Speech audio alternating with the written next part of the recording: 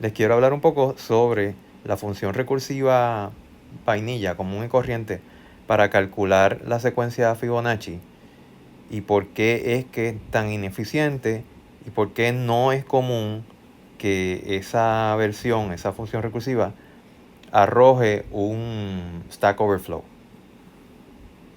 Ok, vamos primero a repasar qué es lo que es la secuencia Fibonacci, ¿verdad? Es una secuencia que comienza con los números 0 y 1 y luego cada número que sigue es la suma de los dos que le preceden. Así que después de 0, 1, pues vendría 1 porque es la suma de 1 y 0. Después vendría el 2 porque es la suma de 1 y 1. Después vendría 3 porque es la suma de 2 y 1. Después el 5 y así sucesivamente. Pues una función que se utiliza mucho para ilustrar lo mala que puede ser la recursión es la función Fibonacci, que lo que pretende es que dado un entero positivo, devolver el enésimo número de la secuencia Fibonacci. Así que, por ejemplo, si yo invocar esa función que vamos a implementar y le paso el argumento 6, pues la intención es que me devuelva el sexto, o el sexto, comenzando en 0, el sexto elemento de esa secuencia Fibonacci, que en este caso pues es 6. De hecho, si me pidieran el séptimo elemento, pues ustedes saben que, ¿verdad? Siguiendo este patrón, el séptimo sería 8 más 5, que es 13. Y si me pidieran el octavo elemento de esa secuencia, pues sería 21, porque 8 más 13 es 21. Bien, pues entonces como ¿verdad? La manera como se van generando esos números en esa secuencia se puede definir de una forma bien natural y sencilla utilizando una definición recursiva, que es esta que vemos aquí, que dice que para los elementos 0 y 1, ¿verdad? Que son los que son menores o iguales a 1, pues lo que tiene esa secuencia en esa posición, en la posición 0 o 1, es 0 y 1. Y en el resto de las posiciones, es decir, las posiciones que corresponden a 2 en adelante, pues lo que está en esa posición es la suma de los dos elementos que le preceden. Y eso pues yo los puedo expresar como n-1 y n-2. El Fibonacci, por ejemplo, de 6,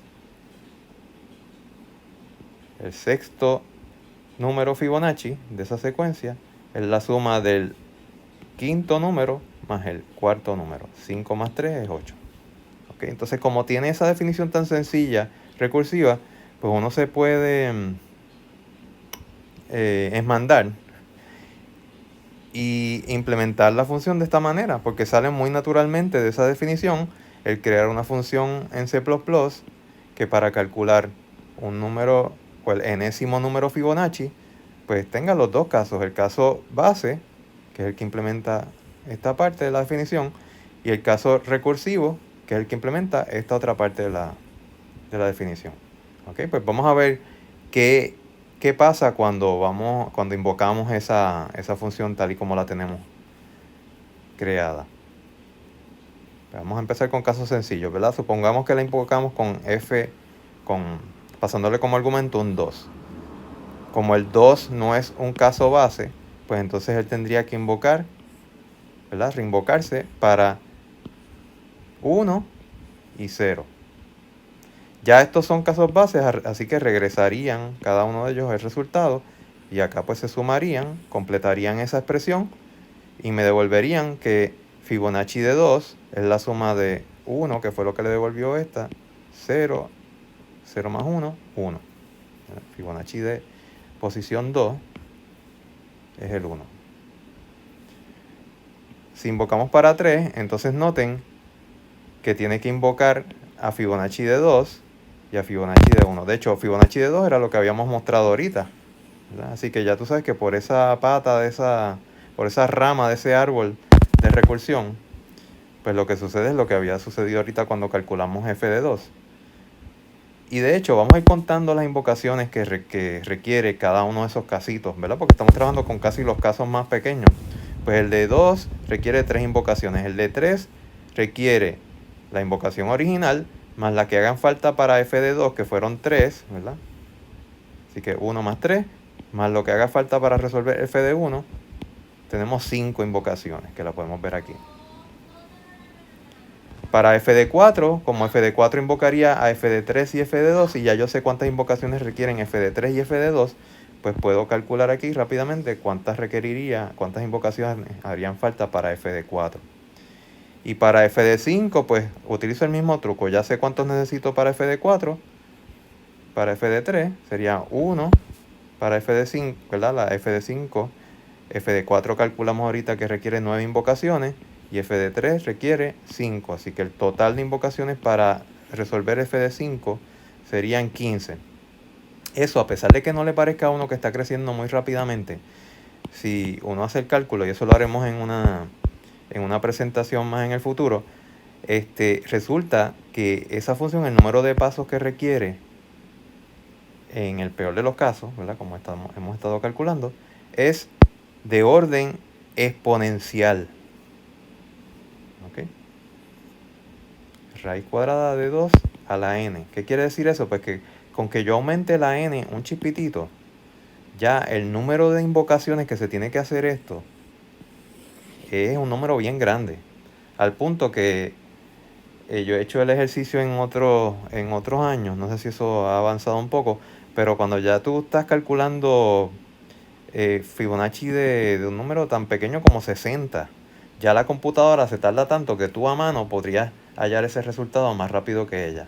Porque tú a mano no harías un árbol de estos como lo que hace ella. El problema con esta implementación de Fibonacci es que recalcula unos valores una y otra vez sin reutilizar valores que ya ha calculado. Déjame ver si te lo puedo ilustrar con un ejemplo de F5. Si tú invocaras a F5, él diría, pues para yo saber eso tengo que sumar f de 4 y f de 3. Pues déjame primero calcular cuánto es f de 4. Y para saber cuánto es f de 4 tengo que sumar f de 3 y f de 2. Y para saber cuánto es f de 3 tengo que sumar f de 2 y f de 1. Y fíjate que cuando él va por aquí, por f de 2, él invoca esos dos casos base y calcula cuánto es f de 2. Pero luego cuando va por esta otra rama de ese árbol, él descarta el hecho de que ya él había calculado eso y viene y lo recalcula. Y lo mismo está pasando a través de todo ese árbol. Cuando vamos por aquí, ¿verdad? Regresando de esa invocación que habíamos hecho de F5, y ya pues se ha resuelto este arbolito, ya nos ha devuelto el resultado f de 1, hemos calculado f de 3. Pues ese f de 3 que utilizamos aquí, después no lo reutilizamos acá, y por eso pues estamos haciendo el mismo trabajo una y otra vez, y por eso esa solución es tan ineficiente. De hecho, aquí podemos también, ya que hemos expandido el recursion trace de f de 5, podríamos contar que para f de 5 hay 15 invocaciones. 1, 2, 3, 4, 5, 6, 7, 8, 9, 10, 11, 12, 13, 14, 15. ¿Ok? Así que el hecho de que ese Fibonacci se llame tantas y tantas veces para rehacer cálculos que ya había hecho, hace que sea una manera bien ineficiente de calcular el valor de un número del enésimo Fibonacci. ¿Ok? Pero eso no es razón para desbordar el stack. Te voy a tratar de explicar por qué. Vamos de nuevo con el caso de F5.